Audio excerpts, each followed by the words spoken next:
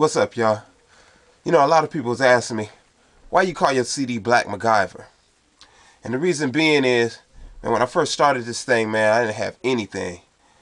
My brother gave me this Roland S50 sampling keyboard. And, you know, with the Roland S50, I did a lot of trial and error. So I started sampling songs. I was kind of sounding like, you know, Sean Puffy Combs. I take the whole sample and just loop it, throw a couple of drums on top of it. But then what happened was, man, I got into the studio and I started recognizing that people had a whole lot more than just this little Roland S50 that I had.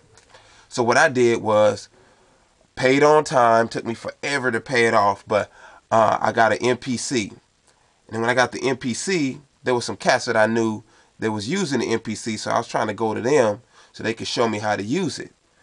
But they was like, man, don't touch it, you're going to break it. Now, I don't know how many of y'all ever use the MPC, but it's impossible to break an MPC. They just didn't want to share with me because they didn't want me to know what they knew. You know, it's all about competition, even in holy hip-hop. So what I did, man, I went to a class, man, took it, found out, man, it wasn't even nothing to it. So start working with the S50, and I hooked the S50 up using it as a MIDI trigger through the MPC. Started to get better at chopping up samples and getting everything going, and just a lot of trial and error, man. Got to the point where I was able to finish a CD. It was called The First. It was the first CD I ever did. Got distributed through Diamante before it turned into Butterfly. After that whole situation, man, I started working on my next album, Sports Entertainment of the Streets. Still was using my MPC and my Roland S50 as a trigger. But my friend Terry Boland from Gospel, what up, Terry? Man, he kind of opened me up to a whole new thing, and that was Reason. Man, Reason, man, was like a godsend for me. But it still was this big learning curve that I had to deal with as far as just a lot of stuff that I didn't know. So I was reading up on a lot of different things, you know what I'm saying, and just a lot of trial and error. Picked up the Cubase. Man, I like Cubase actually better than Pro Tools, but I hooked up with Cubase. A lot of trial and error in that.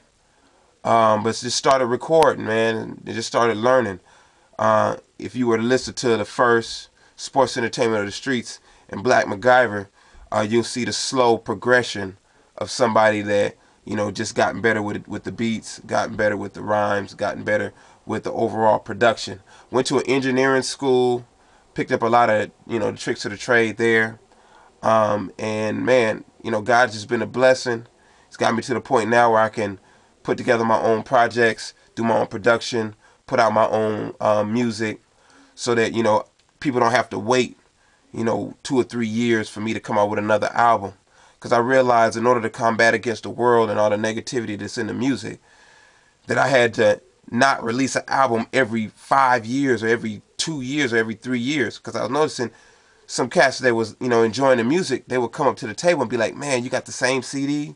And I'd be like, yeah, you know, and I started feeling bad about that because in the world, they're releasing albums every 6 to 9 months. How is it that we could combat against the devil's kingdom if we release an album every 5 years? So God put me on this, you know, on this track, man. And even though it took a long time, it's been about 15 years since I've been doing it, a little over 15 years since I've been doing it.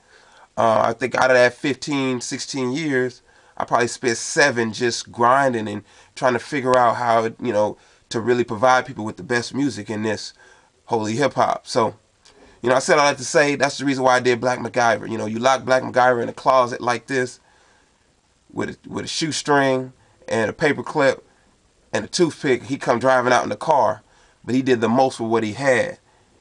And I feel like I'm doing the most with what God has given me.